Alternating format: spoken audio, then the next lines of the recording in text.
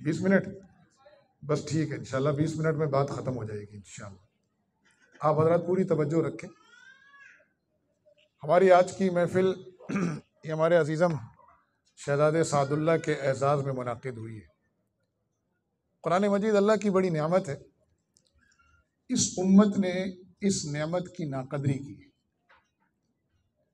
فی زمانہ بات کر رہا ہوں، اس ناقدری کی اور اس غفلت کی سزا ہمیں مل رہی ہے، اور کچھ نہیں۔ اب ایک تو یہ کہ میں اس وقت بیٹھ کر آپ کو قرآن کے فضائل سناؤں، بہت ہے، بے شمار ہے۔ ایک ہے میں آپ کو قرآن کا درد سناؤں، قرآن کا شکوہ سناؤں، یہ نہیں سنایا جا رہا اس وقت۔ قرآن مجید کے 5 بیسک بنیادی حقوق ہیں، اور رسول اللہ صلی اللہ علیہ وسلم نے فرمایا کہ قرآن قیامت کے دن حجت لک او علیک، یا تو تمہارے حق میں حجت بنے گا، یعنی تمہارا سفارشی بنے گا، یا تمہارے خلاف ہو جائے گا۔ اگر آپ کے حق میں آ گیا تو جنت کے باغات میں پہنچائے گا، اور آپ کے خلاف ہو گیا تو یہ آپ کو جہنم کے گڑھوں میں پھینک کے رہے گا۔ اب یہ کس کے حق میں ہوگا اور کس کے خلاف ہوگا؟ ظاہر ہے جو میرے حقوق ادا کرے گا میں اس کے ساتھ ہوں، اور جو میرے حقوق کو ضائع کرے گا میں تو کم از کم اس کے حق میں نہیں کھڑا ہوں گا، میں تو اس کی سفارش نہیں کر سکتا۔ تو قرآن مجید تو اللہ رب العالمین کی کتاب ہے، تو یہ ایک سب سے بڑے کائنات نے جس نے غیرت تقسیم کی ہے نا، یہ اس غیرت مند کا کلام ہے، تو یہ خود بہت غیرت والا ہے، خود یہ کلام بڑا غیرت والا ہے۔ اس لیے آپ نے دیکھو کہ اکثر قراء ذرا جلالی سے ہوتے ہیں، تو قرآن تو خیر جلال و جمال کا مجموعہ ہے، تو اس کے 5 حقوق ہیں، میں ڈیٹیل میں نہیں جاتا کیونکہ وقت تھوڑا ہے، میں صرف اجمالاً آپ کو ذکر کرتا ہوں۔ پہلا حق ایمان و تعظیم، ایمان و تکریم، یہ اس کا پہلا حق ہے، کس پر ایمان لائیں، کس درجے کا میں آگے تفصیل میں عرض کرتا ہوں۔ اس کا دوسرا حق کہ اس کی تلاوت کی جائے اور ترتیل کے ساتھ، یہ اس کا دوسرا حق ہے کہ اس کو ٹائم دیا جائے۔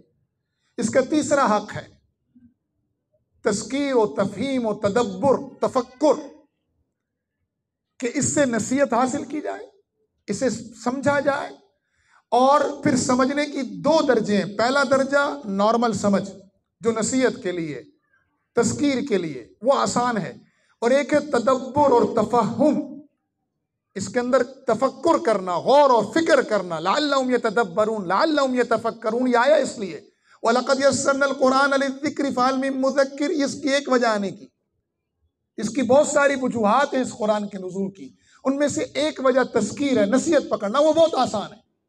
یہ قرآن مجید سنے، یہ دلوں پہ ڈائریکٹ جا کر اثر کرتا ہے۔ اور ایک ہے اس کے اندر تدبر، تفکر۔ حضرت عبداللہ بن عباس فرماتے ہیں قرآن مجید میں ایک ختم کرتا ہوں منزل بمنزل، روز ایک منزل پڑھتا ہوں، اور ایک میں ختم کرتا ہوں کہ عمر ہو گئی ہے سورہ بقرہ سے باہر نہیں نکل سکا۔ یہ تدبر ہے، یہ تفکر ہے۔ اور قرآن مجید کو جس نیت سے کوئی پڑھے گا، تذکیر کی نیت سے یہ نصیحت دے گا، اسے تدبر کی نیت سے یہ اللہ کا اس پر اللہ اپنا علم کھول دے گا۔ تو یہ اس کا تیسرا حق ہے۔ چوتھا حق اس کا یہ ہے کہ اس پر عمل کیا جائے۔ ہمارے ہاں عمومی تصور یہ ہے کہ دین نماز، روزہ، زکوٰۃ، حج کا نام ہے، بس اسی وجہ سے ہمارے ہاں مسجدوں میں دین ہے، اسی وجہ سے ہمارے ہاں حاجی ہیں۔ میں سیکولر آدمی نہیں ہوں کہ حج اور نماز کی مخالفت کروں، قطعاً نہیں۔ بعض لوگ کیا کرتے ہیں، کاؤنٹنگ کریں گے، جی پاکستان میں حاجی بولتے ہیں لیکن 2 نمبر چور بھی بولتے ہیں۔ بابا حج اس لیے پاکستان میں زیادہ، حج کی علماء نے ترغیب دی۔ چوری اس لیے زیادہ ہے کہ حکمرانوں نے چوری کی ترغیب دی۔ تو لوگ تو بادشاہوں کے دین پر ہوتے ہیں، اگر دیانتدار امین لوگ ہوں گے تو امین ہوں گے، بے حیا ہوں گے تو قوم بے حیا ہوگی۔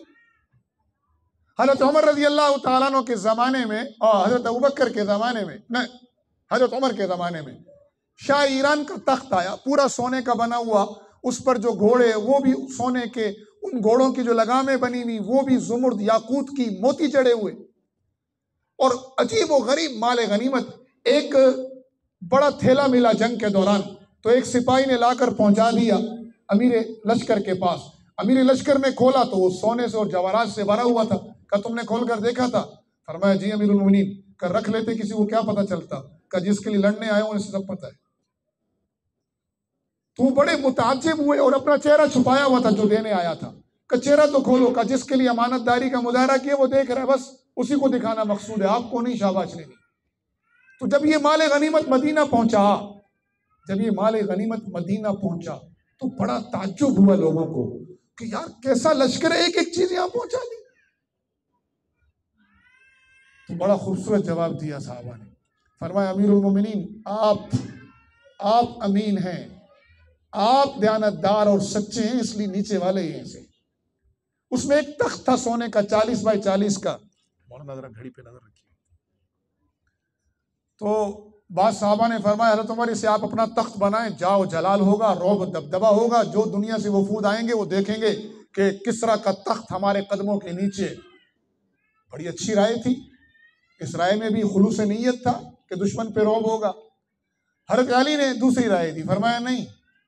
فرمایا امیر المومنین آپ جیسا بعد میں ہو سکتا ہے نہ آئے کوئی, اور خدا نخواستہ ایسے لوگ آئیں جو متکبر ہوں تو وہ اس تخت پر بیٹھ کے تو خراب ہو جائیں گے. اس کے ٹکڑے ٹکڑے کر دیں تاکہ آنے والوں کو پتہ چلے کہ اللہ نے کیسے بوریا نشینوں کے ہاتھوں تختوں کے ٹکڑے کروائے تھے. حضرت عمر کو رائے پسند آئی, ٹکڑے ٹکڑے کر دیا. صحابہ میں ٹکڑے تقسیم ہوئے.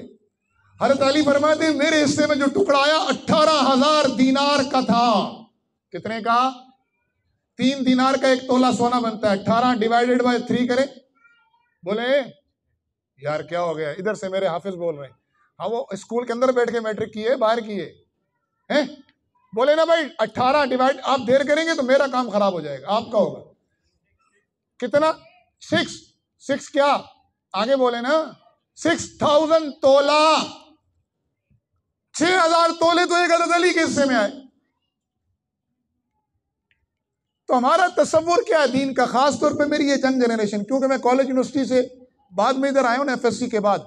یہ جتنے نوجوان بیٹھے نا, ہم جیسے ملاؤں کو جب ہم دیکھتے تھے نا اپنے زمانے میں, ہم تو 92 کا زمانہ ہے ہمارا FSC کا, تو ہم اس زمانے میں کہتے تھے تبلیغ والے آگے پتلی گلی سے نکلو. تو انہوں نے آج میری پگڑی چپا دیکھا, انہوں نے کہا مولوی آ گئے یار, کدھر پھنس گئے, ہم تو کھانا کھانے آئے تھے. تو میں یہ تھنکنگ سمجھتا ہوں جو میری کالج یونیورسٹی کی ہے. ہمارے ہاں عمومی مزاج کیا ہے کہ نماز روزہ حج دین ہے, نت کبھی نہیں.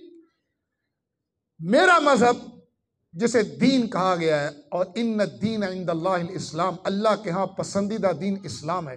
دین کا مطلب کیا یار؟ ڈکشنری اٹھاؤ نا. دین کہتے ہیں سسٹم آف لائف,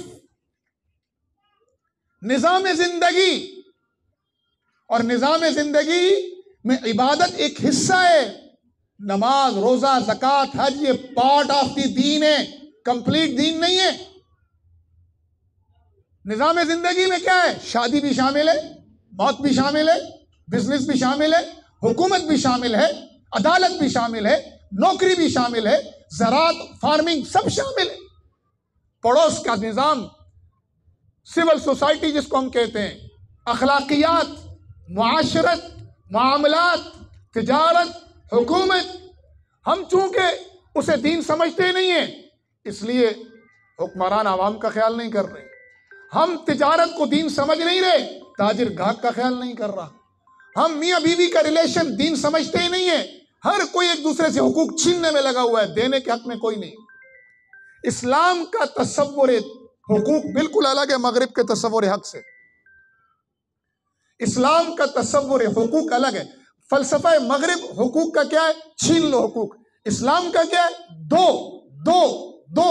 آتی ذی القربى حقہ والمسکین والیتامى, دو اقربا کا حق دو, غریب کا حق دو, رشتہ داروں کا حق دو, مسکینوں کا حق دو. اور یہاں کیا ہے؟ ہر کوئی حقوق چھین رہا ہے, مل کسی کو نہیں رہے. چھیننے کا تصور ذرا دیکھیں, میں چھینوں آپ کا حق, آپ چھینے میرا حق. ادھر شور بیٹھے یہ چھینے بیویوں کو حقوق, بیویاں چھینے ان کے حقوق. گھر میں لڑائی, باہر بھی لڑائی. یہی ہوگا نہیں ہوگا؟ بولیں پلیز ذرا جلدی یار, لڑائی ہوگی یا نہیں ہوگی؟ اور اگر ہر کوئی حق دینے والا بن جائے تو کیا ہوگا؟ محبت ہوگی.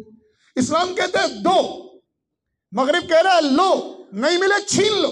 چنانچہ مل آنرز کی الگ ایسوسیشن ہے. کیا ہے جی؟ مل آنر ایسوسیشن ہے. کیوں ہے جی؟ اپنے حقوق کے تحفظ کے. اچھا مزدوروں کی الگ یونین ہے، او بھائی یہ کیا ہے؟ مزدوروں کی یونین ہے مزدوروں کے حقوق کے لیے۔ اسلام کیا کہتا ہے؟ مالک کو مزدور کا پسینہ خشک ہونے سے پہلے اسے اس کی مزدوری دے دو۔ اور مزدور کو کیا کہتا ہے؟ فرمایا مالک کا حق پورا پورا ادا کرو، پورا پورا ادا کرو۔ جو نوکر مالک کی ڈنڈی مارے گا وہ اپنی روزی حرام کرے گا۔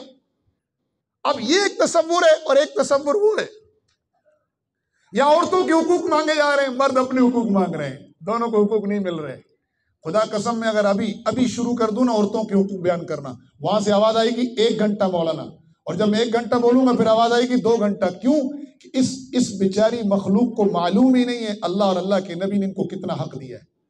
میں چلا گیا خواتین کے کالج میں وہاں کشمیر میں، تو میں نے ان کو کہا یار منسٹروں کو ملتے ہیں 2 پی اے P S P R O 1 2 ملتے ہیں، اور ہمیں 2 سیکریٹری ملتے ہیں منسٹرز کو، تو تمہیں اللہ نے 4 پی آر او دیے ہیں، 4 پرسنل اسسٹنٹ۔ تم بیٹی بنی ہو، ابا تمہارا خادم کھڑا ہے، میری گڑیا کی چیز لانی ہے، میری گڑیا کی پینسل لانی ہے، میری گڑیا کی ٹافی لانی ہے، میری گڑیا کا بیگ لانا ہے، میری گڑیا کی کاپی لانی ہے۔ تھوڑی بڑی ہوئی تو بھیا پی اے بن کے کھڑا، بہن کو چھوڑنے جانا ہے، بہن کو لینے جانا ہے، آج بہن سہیلی کے آئے، آج بہن کزن کے آئے، آج بہن کالج ہے، آج یار یہ اتنا خوبصورت رشتہ ان بیچاریوں کو اٹھا کے کہاں روڈ پہ پٹک دیا۔ یہ بیوی بنی، اللہ اللہ اللہ، تو تیسرا جناب کھڑا ہو گیا پرسنل اسسٹنٹ، اور میرے جیسا زن مرید ہوا تو کمال ہی ہو گیا۔ بھائی دیکھو جس طرح یہ وی آئی پی ہے نا انٹرنیشنل لیول کا، نہیں پوری امت کے لیول کا، تو کچھ لوگ زن مرید ہوتے ہیں ڈسٹرکٹ لیول کے، کچھ صوبائی لیول کے، کچھ صوبائی، کچھ ملکی۔ یہ فقیر جو سامنے بیٹھا نا یہ انٹرنیشنل زن مرید ہے، میرا بیٹا ادھر بیٹھا ہے، پوچھ لو اس سے۔ ایمان سے اتنا ڈرا ہوا تھا، ابھی بیگم کے ساتھ گیا تھا کہیں، ابھی اس کو یہاں واٹر پمپ اتارا ہے، تو میں نے کہا رکشے میں جاؤ، اس نے کہا ٹھیک ہے جاتی ہوں۔ وہ بیٹا بیٹھا ہے میرا، پوچھ لو، ابھی کا واقعہ ہے، بالکل کرنٹ 15-20 منٹ پہلے کا، آنے سے پہلے کا۔ تو میں نے کہا رکشے میں بٹھاؤں؟ اس نے کہا ہاں پہلے بھی 2 مرتبہ تو مجھے اسی طرح پروگرام میں جاتے ہوئے رکشے میں بٹھا گئے تھے۔ میں نے کہا نہ رکشے میں نہیں بٹھاؤں گا۔ یا اساتذہ آ رہے تھے گاڑی پر وہاں سے، میں نے کہا محترمہ یہ گاڑی آپ کے لیے، آپ گاڑی پہ تشریف لے جائیں، یہ فقیر پیدل جانے پہ تیار ہے۔ تو میرے جیسا انٹرنیشنل زن مرید ہو تو اتنا زبردست پی آر او کہ پوچھے نا۔ بڑی ہوئی اور اماں بن گئی، اللہ نے اس کے تو قدموں کے نیچے جنت رکھ دی۔ بیٹے کو کہا تیری تو جنت ہے اس کی خدمت سے جڑی ہوئی۔ اب مجھے بتائیں اتنے خوبصورت رشتے ہیں، اتنا خوبصورت اسلام ہے، ہمیں معلوم ہے؟ نہیں معلوم۔ کیوں؟ کہ جو سینے میں حافظ صاحب نے قرآن محفوظ کیا ہے نا، یہ قرآن ہماری زندگیوں میں نہیں ہے، عمل میں نہیں ہے۔ بھائی چوتھا حق ہے اس قرآن کا، عمل میں لاؤ۔ عمل میں نہیں ہے قرآن، نہ حکمرانی کے لحاظ سے، نہ تاجر کی زندگی میں۔ اپنے ایمان سے بتاؤ آج یورپ سے کوئی آ جائے، میں نے تو اپنی کیبنٹ کے لوگوں سے پوچھا، اپنے ایم ایل اے سے کہا ہے، ممبران اسمبلی سے، میں نے کہا بتاؤ یار اپنے ایمان سے بتاؤ، آج تم بہت کرتے ہو یورپ امریکہ، ہم ملاؤں کی وجہ سے بڑا پیچھے رہ گئے۔ اللہ کا واسطہ کس ملا نے تمہیں کہا یونیورسٹی نہ بناؤ؟ کس عالم نے تمہیں کہا ہے کہ تم جہاز نہ بناؤ؟ ہمیں کہتے ہیں علماء نے اجتہاد کا رستہ بند کر دیا، اور نہیں کیا۔ دین میں تو اجتہاد کے لیے بڑی شرائط ہے، تم نے دنیا میں اجتہاد کا رستہ بند کیا ہے نا۔ کیوں یورپ اور امریکہ ترقی کر رہا ہے، تم کیوں نہیں کر رہے؟ کیوں وہ کروز میزائل بناتا ہے، تم کیوں نہیں بناتے؟ کیوں وہ ہر روز ایک نئی ٹیکنالوجی لے کر آ رہا ہے، تم کیوں نہیں لے کر آ رہے؟ تمہاری یونیورسٹیوں سے کیوں اچھا سائنٹسٹ نہیں نکل رہا؟ کیوں اچھا ڈاکٹر نہیں نکل رہا؟ کیوں اچھا کمپیوٹر ماسٹر نہیں نکل رہا؟ کیوں تمہارا نظام تعلیم آئیڈیل نہیں ہے؟ اجتہاد کا اصل رستہ تو دنیا میں تھا، وہ ہم نے بند کیا ہوا ہے۔ خیر بات کہیں اور نکل جائے گی یارو۔ تو یہ جو قرآن سینے میں محفوظ کیا ہے نا، یہ زندگی میں لانا ہے، دنیا بھی سمجھ جائے گی، آخرت بھی سمجھ جائے گی۔ اچھا بعض لوگ سمجھتے ہیں کہ یار قرآن زندگی میں آیا نا سارے مزے ختم ہوئے۔ او بھائی کوئی مزہ نہیں ختم ہوتا، اللہ کی قسم۔ پہلے لوگ کہتے تھے کہ داڑھی رکھ لی تو رشتہ نہیں ہوگا، ہم داڑھی والوں کو زیادہ ملتے ہیں۔ ہاں اب میں بتا نہیں سکتا، ادھر سے پتھر آئیں گے اس لیے میں چپ ہوں۔ ہاں ہمارے چھوٹے ہیں، میرے چھوٹے بھائی 4 بیوی ہیں ان کے پاس، ماشاءاللہ۔ کہتے تھے پہلے کہتے ہیں ملا کھائے گا کہاں سے، اب کہتے ہیں ملا کھاتا بہت ہے۔ اللہ کے بندو سمپل سا دین ہے، دنیا کے کسی مذہب میں تجارت عبادت نہیں ہے، میرے مذہب میں عبادت ہے۔ بتاؤ آسان ہے یا نہیں؟ کہتے ہیں ملاؤں نے دین مشکل کیا ہے۔ بابا آپ کا واسطہ ملا سے پڑا ہی نہیں، آپ کا واسطہ جیسے اچھے ڈاکٹر سے نہ پڑے تو آپ ڈاکٹری کو خراب کہتے ہو، نہیں اچھے ڈاکٹر کی تلاش کرتے ہو. عطائیوں سے واسطہ پڑا ہوا ہے. میرے نبی علیہ السلام نے فرمایا علماء اٹھ جائیں گے، جہلا رہ جائیں گے، خود بھی گمراہ ہوں گے، لوگوں کو بھی گمراہ کریں گے. یا کتنی بڑی علماء کی کھیپ تھی اس کراچی میں، اٹھ گئی یا نہیں اٹھی؟ ڈاکٹر عبدالحی جیسے لوگ، حضرت مفتی رشید احمد لدھیانی جیسے لوگ، مفتی ظفر علی خان جیسے لوگ. یہ علاقہ ہمارا، یہ قریب کا علاقہ، یہ حضرت مولانا یوسف لدھیانی صاحب کے علم سے ایسے منور ہوتا تھا. مفتی جمیل خان جیسے لوگ، ابھی مفتی رفیع عثمانی جیسے، کتنا فائدہ اٹھایا ہم نے ان سے. یار ٹائم بڑا شارٹ رہ گیا ہے، میں آپ کو ایک چھوٹا سا واقعہ سناؤں، شاید میری بہنوں کے لیے، آپ کے لیے کوئی عبرت بن جائے. شکاگو یونیورسٹی کے پروفیسر ایم کے ہرمنسن مسلمان ہو گئی. کیسے ہوئی لمبا قصہ میں نہیں بیان کرتا. انہیں کسی عالم نے، کسی تبلیغ والے نے، کسی اور مسلمان نے نہیں کیا مسلمان، انہیں براہ راست قرآن نے مسلمان کیا. اور بڑا عجیب واقعہ ہے یہ، چونکہ ٹائم پورا ہو جائے گا اس لیے میں اس کو چھوڑتا ہوں واقعے کو. مسلمان ہو گئی تو کہتی ہے جب میں قرآن سنتی تھی تو مزہ آتا تھا کیونکہ مجھے مسلمان کیا اس نے تھا. پڑھتی تھی تو مزہ نہیں آتا تھا کیونکہ پڑھتی انگریزی میں تھی، سنتی عربی میں تھی. تو میں نے یونیورسٹی سے چھٹی لی. ایم کے ہرمنسن جائیں نیٹ پہ لکھ کے، پوری ڈیٹیل آ جائے گی. اس پروفیسر ایم کے ہرمنسن فلسفے میں پی ایچ ڈی کی تھی انہوں نے.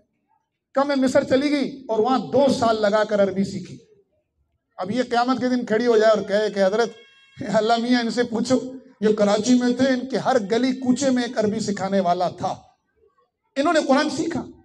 میں آپ کو صحابہ کا قصہ نہیں سنا رہا، میں آپ کو خلافت عثمانیہ کے واقعات نہیں سنا رہا، میں آپ کو صدیق اکبر، حضرت عمر فاروق، عثمان غنی، حضرت علی رضوان اللہ تعالی علیہ مجمعین کے واقعات نہیں سنا رہا. آئیڈیل وہی ہیں، اس لیے نہیں سنا رہا کہ میری یہ ینگ جنریشن جو میڈیا سے متاثر ہے یہ کہے گی مولانا 21ویں صدی کی پرانی باتیں نہیں کرو. میں آپ کو پاکستان کے کسی آدمی کا قصہ، عورت کا قصہ نہیں سنا رہا. آپ کہیں گے ہے بیکورڈ تو کیا کیا قرآن پہ پیچھے پڑ گئے. تو میں آپ کو سنا رہا ہوں امریکہ میں شکاگو کا اس زمانے کی عورت کا قصہ، جہاں کے گرین کارڈ کے لیے ہم مرتے ہیں، 5 سال کے ویزے کے لیے ہم مرتے ہیں، اس ملک کا قصہ سنا رہا ہوں. اور مرد کا نہیں سنا رہا، عورت کا سنا رہا ہوں. جاؤ جا کے کاؤنٹر چیک کرو. 2 سال لگا کر عربی سیکھی، قرآن آ گیا. اب پڑھتی تو مزہ آتا، سنتی تو مزہ آتا. اب اس سے اگلا جملہ، اگلی بات سنو. کہ ایک دن قرآن پڑھ رہی تھی، ایک مسئلے میں میرا دماغ اٹک گیا. اب میرا فلسفہ کہے جو میں نے پڑھا تھا کہ یہ مسئلہ یوں نہیں یوں ہے، میرا ایمان کہے کہ نہیں مسئلہ ایسی ہے جیسے قرآن کہہ رہا ہے، فلسفہ کہے کہ نہیں ایسے نہیں ہے یوں ہے. اب میں بھی ایمان میرا مجھے کہے یہ ایسے ہی ہے جیسے قرآن ہے، لیکن میں ایکسپلین نہیں کر پا رہی تھی. تو میں نے کہا اس مسئلے میں کسی اتھارٹی سے رابطہ کروں، سرچ کروں کون ہے. سرچ کرنا شروع کیا، پتا چلا اتھارٹی اس فن میں تو شاہ ولی اللہ ہے اس زمانے میں. تو پتا چلا وہ تو دنیا میں ہے نہیں. تو کہا ان کا وارث کون ہے، تو پتا چلا وہ پاکستان میں اور پنجاب میں. تو ایم کے ہرمنسن فرماتی ہیں میں نے یہ خود واقعہ حضرت کے بیٹے، میں نے جب سنا تو میں نے حضرت کے بیٹے سے تصدیق کی. حضرت نے فرمایا ہاں ہم بھی وہیں موجود تھے. حضرت کا تو انتقال ہو گیا کچھ عرصہ قبل، ہم بے قدری قوم کے پاس ہمیں تو نام بھی نہیں پتا ہوگا ان کا. اور ایم کے ہرمنسن ان سے علم لینے کہاں سے آ رہی ہے؟ بولے یار، میرے 2-3 منٹ رہ گئے، جلدی بولے. امریکہ سے آ رہی ہے. کب؟ پہلی صدی میں، دوسری صدی میں، اس صدی کی عورت ہے. ہاں، اور امریکہ یونیورسٹی میں پروفیسر ہے، ڈالروں میں تنخواہ لے رہی ہے. اس نے کہا میں نے جانا ہے. تو گھر والوں نے کہا تم مسلمان ہوئی، ہم نے تمہیں کچھ نہیں کہا. اس کا مسلمان ہونے کا واقعہ بھی بڑا زبردست ہے. تم مصر گئی، ہم نے کچھ نہیں کہا. اب تم پاکستان جا رہی ہو، اس وقت یہاں کے حالات خراب تھے کیونکہ حضرت کو بھی انتقال ہوئے 8 سال ہو گئے میرے خیال میں. تو یہاں حالات خراب تھے، کام تو میں وہاں نہیں جانے دیں گے. اس نے کہا میں جاؤں گی. کیوں جا رہی ہے پاکستان؟ سوات دیکھنے آ رہی ہے. بولے وادی نیلم دیکھنے آ رہی ہے، کشمیر نہ، کیا کیٹو پہاڑی سر کرنے آ رہی ہے کہ یہاں ساری دنیا اس کے پیچھے لگ جائے کہ گوری چمڑی آ گئی ادھر. کیا کرنے آ رہی ہے؟ قرآن کا ایک مسئلہ سمجھنے. کہاں سے؟ ہاں بھائی نوجوانوں، کتنے گھنٹے کی فلائٹ امریکہ کی طرف بتانا ڈائریکٹ اس وقت. ہاں میاں گوگل آنٹی سے پوچھ لو اگر نہیں معلوم، یا جلدی بولو یار میرا ٹائم پورا ہو رہا ہے. 22 گھنٹے کی فلائٹ. آج کل میرے خیال میں 777 بوئنگ آ گیا، وہ 18 گھنٹے لگا رہا ہے. کہاں وہاں سے آ رہی ہے بھائی؟ لاہور اتری، سیدھا گجرانوالا گئی. حضرت مدرسے میں نہیں تھے، گھر چلے گئے تھے گھکڑ. اس قصبے کا نام بھی نہیں سنا ہوگا، اب لوگ جانتے ہیں کیونکہ باجوہ صاحب وہاں کے ہیں. حضرت بھی وہیں کے تھے گھکڑ کے. حضرت مولانا سرفراز خان صفدر صاحب رحمہ اللہ، ہمیں تو نام بھی نہیں معلوم، اور ایم کے ہرمنسن کہاں سے آئی؟ وہاں سے. اور جب وہ حضرت کے پاس پہنچی، حضرت سے کہا میں یہ مسئلہ سمجھنے آئی ہوں. بیٹا کہاں سے آئی ہوں؟ کہا امریکہ سے. کہا بیٹا صرف اس مسئلے کے لیے؟ کہا اللہ کی قسم صرف اس مسئلے کے لیے آئی ہوں اور کوئی غرض نہیں ہے پاکستان آنے کی. اللہ. حضرت کہتے ہیں میں نے مسئلہ سمجھایا تو ایسے خوش ہو گئی. ہاں اب کلیئر ہو گئی بات. کہ میرا ایمان پہلے کہہ رہا تھا حضرت کی بات ٹھیک ہے، میں کلیئر نہیں کر پا رہی تھی، اب کلیئر ہو گئی. اللہ. قیامت کے دن یہ عورت کھڑی ہو جائے کہ اللہ ان سے پوچھ، ان کے پاس ان کے گھر میں تھا تقی عثمانی جیسا ہیرا، مفتی منیب جیسا ہیرا، میں بغیر کسی اسکول آف تھاٹ کے تعصب کے کہہ رہا ہوں، ڈاکٹر اسرار جیسا ہیرا. ان کے پاس تھا مفتی ظفر خان جیسا ہیرا. ان کے پڑوس میں تھے ڈاکٹر عبدالحی جیسے ہیرے. ان کے پاس تھے موجود ایک سے ایک علم کے پہاڑ. کتنا ٹائم دیا ہم نے کبھی جا کر تقی عثمانی صاحب کے پاس کہ حضرت ہمیں بھی قرآن سمجھائیں؟ کتنا ٹائم دیا ہم نے اپنے مسجد کے امام کو کہ حضرت ہمیں بھی قرآن سمجھائیں؟ یہ وہ شکوہ ہے جو قرآن کر رہا ہے. ما قدر اللہ حق قدری. لوگوں نے اللہ کی قدر ہی نہیں کی، اللہ کے کلام کی قدر نہیں کی. اللہ کی کرتے تو کلام کی کرتے. تو یارو بس آج کی محفل میں چونکہ 20 منٹ ہو گئے، پھر کبھی گپ شپ لگاؤں گا. آج اتنا عزم کر لو ہاتھ کھڑا کر کے، کم از کم کچھ نہ کچھ حصہ قرآن کا تلاوت کریں گے. رمضان آ رہا ہے ابھی سے تازہ. آپ بزنس مین کتنے لوگ ہیں یار؟ میرا بیان ختم ہو گیا، بس آپ مجھے بتائیں بزنس مین کتنے؟ ہاتھ کھڑا کرو. بھائی چندہ نہیں مانگ رہا یار، کیا ہو جاتا ہے تم لوگوں کو ہر وقت ڈرتے ہو یار. ہاں ہاتھ کھڑا کرو. ماشاءاللہ. مجھے بتائیں سیزن کی تیاری سیزن سے پہلے ہوتی ہے نہیں ہوتی ہے؟ رمضان آ رہا ہے، رمضان کی تیاری رمضان سے پہلے ایک صفحہ منیمم. یہ نہیں کہ مولانا نے کہہ دیا تو بس ایک ہی پڑھنا ہے. ایک صفحہ منیمم ہاتھ کھڑا کر کے وعدہ نہیں کرو، ارادہ کر لو. بس ارادہ. ماشاءاللہ. ایک صفحہ منیمم پڑھیں گے روزانہ. 40 دن تم ناغہ نہیں کرو، 40 دن کے بعد میں تمہیں لکھ کے کہہ رہا ہوں قرآن تمہیں ناغہ نہیں کرنے دے گا.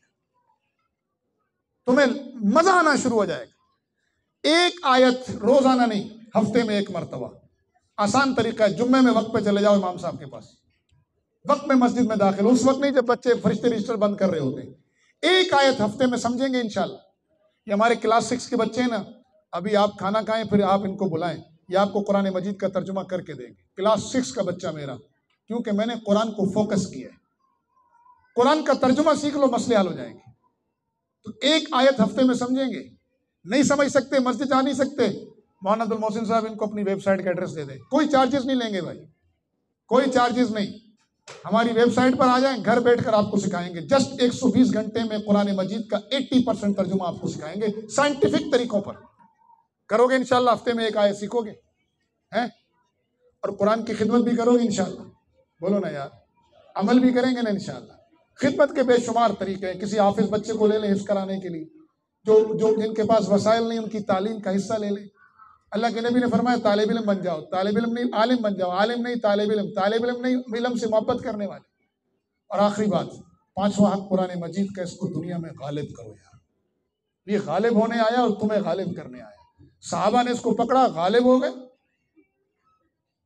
عربوں میں سستی آئی، ترکوں نے پکڑ لیا، وہ غالب ہو گئے. ان میں سستی آئی، ہمارے پڑوس والوں نے پکڑ لیا. اچھا اپنے ایمان سے بتاؤ یار، اس جدید دور میں 42 طاقتوں کو ناک لگوایا نہیں لگوایا زمین پر؟ لگوایا نہیں لگوایا یار؟ اور نہیں ڈرو نا یار، اللہ کا واسطہ اب کچھ نہیں ہوتا، کیوں اتنا ڈر رہے ہو یار؟ لگوایا ناک زمین پہ نہیں. اور گیا نا صاحب بہادر یہاں سے یا نہیں؟ اور جب آیا تھا تو یہاں کیا کہتے تھا؟ سیکولر طبقہ، یہ روس نہیں ہے، اس کو تم نے امریکہ کے ساتھ مل کے نکال لیا تھا. یہ امریکہ ہے، 40 ملک ساتھ لے کر آیا، اس کو نہیں نکال سکتے. کہاں گئے سارے؟ کدھر گئے؟ بوریاں نشینوں کے ہاتھوں تخت نشین ذلیل ہو گئے. اللہ عمل کی توفیق دے دے. وآخر دعوانا الحمدللہ رب العالمین.